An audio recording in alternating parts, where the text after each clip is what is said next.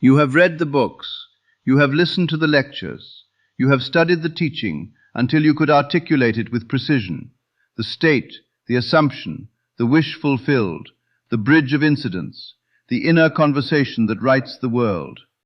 And at some point, if you have gone deep enough, a question has formed. Where did this come from? Not the teaching itself. You can trace that through the scriptures, through the mystical traditions, through the history of ideas. But the specific form it takes in my work, the particular precision, the insistence on the present tense, the refusal to engage with the evidence of the outer world as though it were causal, the certainty, that specific, unhurried, slightly austere certainty with which I stood in every lecture hall and declared the law as fact. That certainty did not come from books. It came from a man. And the answer to where this teaching comes from is not what you expect. His name was Abdullah, and everything I ever taught, every word of it, I learned from him first. Tonight I am telling you his story, because it is also the story of where this teaching actually comes from, and because the man himself is more extraordinary than anything I have been able to convey in 30 years of lectures about what he gave me. It was the early 1930s, Harlem, New York. I had been in America for several years, searching in the way that young men search when they know there is something they have not yet found, but cannot name what it is. A friend told me about a man who was teaching in Harlem, not teaching in the conventional sense, not in a church, not in an institution, teaching privately, studying with small groups. A man, my friend said, who understood the scriptures in a way that no one else in the city understood them. I went to find him. He was a black Jewish mystic from Ethiopia, learned in a way I had never encountered before and have not encountered since.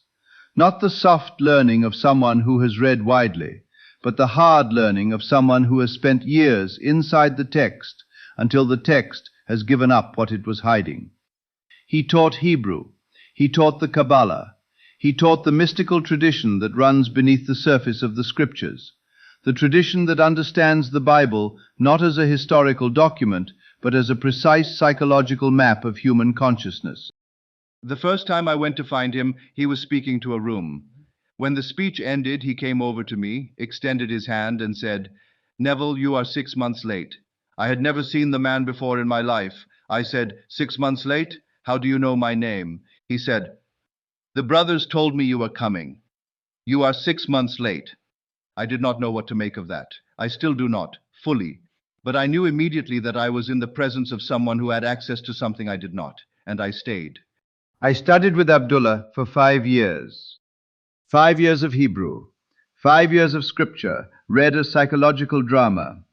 5 years of a man who answered every question I brought him with a question that was more precise than mine, and who never once let me confuse the outer world's evidence with the inner world's cause.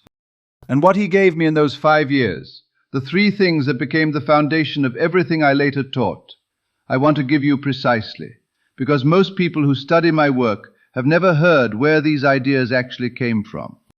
The first was the Hebrew scriptures, read as psychological drama, not as history, not as theology in the conventional sense, as the precise, detailed description of how human consciousness operates, how it falls, how it rises, how it creates the world it inhabits.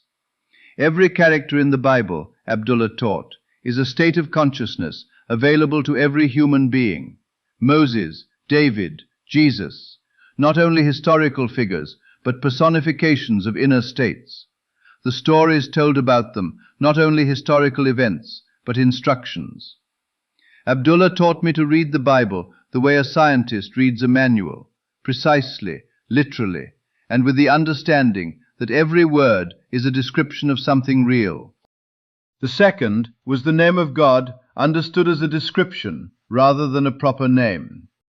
The Hebrew name, I am that I am, is not the name of a being separate from you. It is the description of the nature of your own consciousness. Whatever follows I am in your inner speech you are claiming as your state. I am poor. I am wealthy. I am loved. I am overlooked. Each of these is a declaration to the subconscious, as powerful as any formal prayer. Each of them is answered, not eventually, immediately, as instruction, as the signal from which the subconscious begins to build.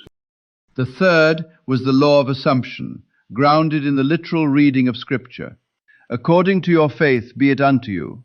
Faith, not as religious belief, but as assumption. The thing you accept as true about your reality, that is faith, and that is what is given unto you. Everything I ever taught came from those three things. But knowing the teaching is not the same as living it.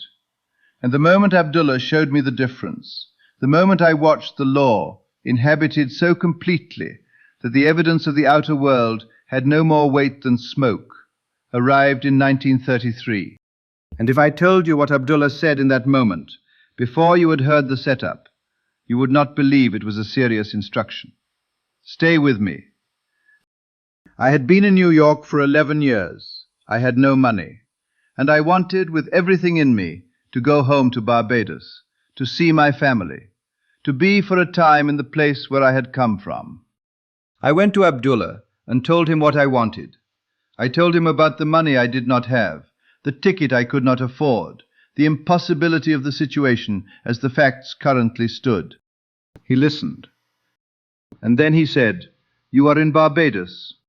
Not, you will go to Barbados. Not, imagine going to Barbados. Not, let us discuss how you might get there. You are in Barbados. Present tense, current fact, already accomplished." I began to object. The facts, the money, the ticket, the impossibility. I began to enumerate them, and he said, I said, "You are in Barbados. Good night, Neville." And he shut the door. I stood in the hallway for a moment. The facts were still the facts. The money was still absent. The ticket was still unpurchased. And something in me, something that had spent 5 years watching this man be right, made a decision. I chose to believe the man over the facts. I went home, and I did what he had instructed, not because I fully understood, but because I had watched this man demonstrate the law too many times to dismiss what he said. I inhabited Barbados, not imagined going there, inhabited being there. The tropical air, the familiar streets, my family around me, I held it as fact. Within days, a letter arrived from my brother Cecil. Inside was $50 and a note. "I want the family together for Christmas. Come home." I went to the shipping company. No first-class cabins were available. I held the assumption. Days later they called. A cancellation. A first-class cabin had opened. I sailed to Barbados, first class, with money in my pocket. The facts had said it was impossible. Abdullah had not engaged with the facts, not for a moment, not in any way. He had simply stated the spiritual truth and expected me to inhabit it. That refusal to engage with the evidence, that absolute, unhurried, door-shutting certainty, was the most important lesson I ever received. Not a technique, a demonstration. The law inhabited so completely that the evidence of the outer world had no more authority over the inner state than a reflection has authority over the object it reflects. That refusal to engage with the facts, I have tried to transmit it in every lecture I have given since, and I have never been able to do it as well as he did by simply shutting the door. I have told you many stories in my lectures, but this one, the story of the man who taught me, is the one I have told least. Not because it is less important, because it is so important that I have never been able to do it full justice in the time a lecture allows. Every concept I gave you came from Abdullah. Every precise instruction, every scriptural interpretation, every insistence on the present tense and the inner state, and the refusal to negotiate with appearances. He gave it to me. I gave it to you. And now you know where it comes from. Not from books, not from ideas found and assembled and arranged into a system. From a man who lived it so completely that being in his presence was itself an instruction. He was real. The teaching is real, and the certainty with which I declared it for 30 years is borrowed certainty, borrowed from a door that shut in Harlem in 1933, on a man who had just been told he was in Barbados. He was.